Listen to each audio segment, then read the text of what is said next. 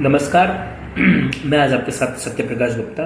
आज हम बात करेंगे कि शेयर मार्केट में ऑलरेडी हमने देखा कि 2023 में बहुत अच्छा एक ईयर रहा, तो क्या 2024 में भी उस तरह के रिटर्न आ सकते हैं और ऐसे कौन से सेक्टर हैं जिनके अंदर हमें विशेष रूप से अपना फोकस करना चाहिए।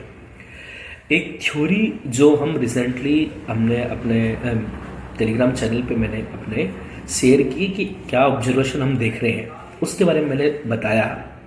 पहला जो ऑब्जर्वेशन मैंने बताया है कि हम सभी लोग देख रहे हैं कि धीरे धीरे जो वाइन का कंजम्पशन है, जो लीकर का कंजम्पशन हो रहा है, वो धीरे धीरे स्लोली बढ़ता जा रहा है। और कहीं ना कहीं हमारी कल्चर में इस तरह के चेंजेस आए हैं कि अब लोग छिपकर, हम ये कहें कि जब भी ओकेजन्स होते हैं तो वो लोग थोड़ा सा उसको ज़्यादा यूज़ करते हैं और कहीं ना कहीं वो एक स्टेटस सिंबल भी बन गया हम लोगों के लिए। अर्लियर वो पहले जो था वो एक हाई प्रोफाइल के लोग करते थे, या फिर हम उसे कहें कि HNI लोग करते थे, लेकिन धीरे धीरे ये सब ट्रेंड चेंज होता जा रहा है। और कहीं ना कहीं जो एक मिडिल टायर 2 के लोग हैं, टायर 2 के टायर 3 के लोग हैं, वो सब लोग इन चीज़ों को अब काफ़ी बढ़ावा हो रहा है। समय के साथ ऐसा लगता है कि धीरे धीरे वाइन एक एसेंशियल प्रोडक्ट के रूप में हर घर में रखा होगा, whether we are not consuming on daily basis or not, but कहीं ना कहीं ऐसा इट सीम्स कि वो एक प्रोडक्ट के रूप में हर घर में एक अवेलेबल होने की प्रोबेबिलिटी है। गवर्नमेंट भी इन चीज़ों को बढ़ावा देने के लिए हमने देखा है कि रिसेंटली अभी गुजरात के अंदर भी कुछ प्लेसेस पे गवर्नमेंट ने उनको जो पूर्णतः बैन था उनको ओपन किया है। सेम अगर हम देखें तो गुजरात और बिहार दो ही स्टेट में अभी फिलहाल जहाँ तक है वो बैन है, तो वहाँ पर भी हाई प्रोबेबिलिटी है कि वहाँ पर चीज़ें ओपन होंगी।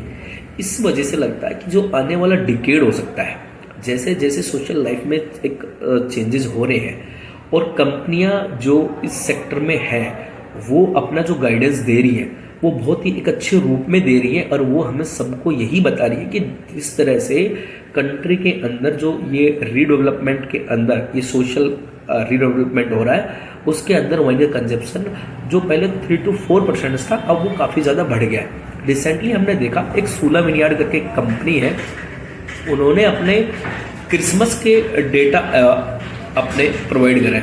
उन्होंने बताया कि बहुत 11,000 से ज़्यादा लोग वहाँ 2 दिन के अंदर ही उनके यहाँ पर विजिट किए।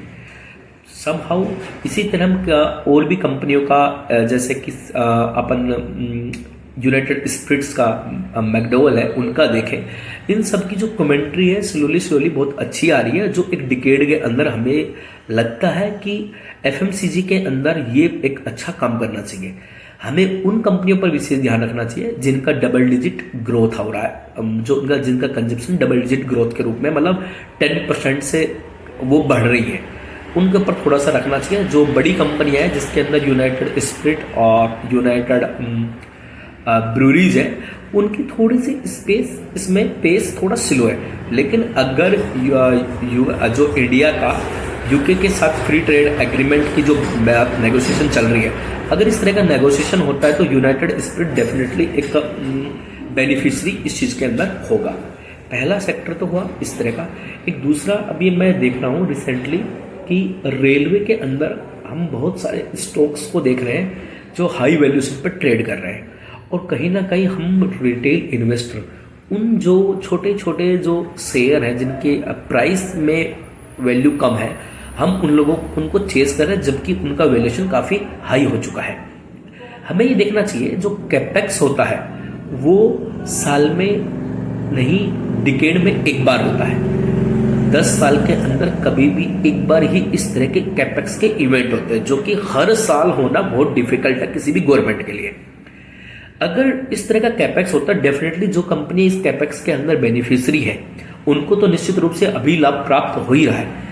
लेकिन अगर हम इन सब चीज़ों को छोड़ के एक ग्राउंड लेवल पे देखें तो लास्ट में जो सबसे ज़्यादा बेनिफिट होगा वो कहीं ना कहीं डेफिनेटली या तो ट्रेन की पटरियां बहुत ज़्यादा बन जाएगी, ट्रैक बहुत ज़्यादा डेवलप हो जाएगा, या नंबर ऑफ ट्रेन्स बढ़ जाएंगी।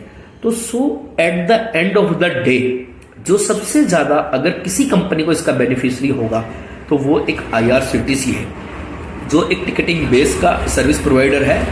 आजकल उन्होंने टिकटिंग सर्विस के अलावा जो अपना क्या बोलता है एफएमसीजी के अंदर जो वाटर है, खाना प्रोवाइड कराना है, इस तरह की चीज़ों में वो काफ़ी ध्यान दे रही। उसके साथ साथ उन लोगों ने कंटिन्यूली वो एक्टिवली वो क्या है कि होटल्स के साथ टाई अप कर रही है जहाँ जहाँ भी।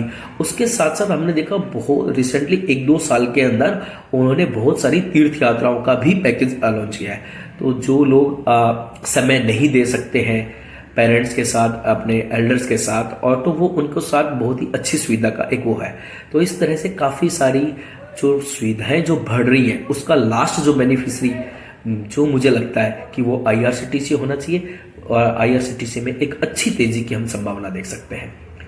उम्मीद करता हूं कि मेरे आज के दो जो मैंने अपना जो विषय बताया, एक लीकर का और एक रेलवे के अंदर, आपको बेनिफिट्स करेगा।